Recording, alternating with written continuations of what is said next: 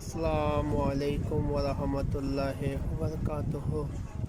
হে আল্লাহ, আমার নবী পাকের উসিলায় বিশ্বের সুন্নি মুসলমানকে আপনি হেফাজত করুন এবং ফিলিস্তিনি শিশুদেরকে আপনি হেফাজত করুন, ইরানের মানুষদেরকে আপনি হেফাজত করুন।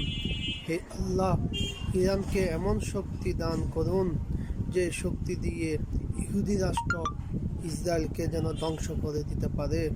হে আল্লাহ, বিশ্বের মুসলমান রাষ্ট্রকে একতা করার সুযোগ দেন। হে আল্লাহ, বিশ্বের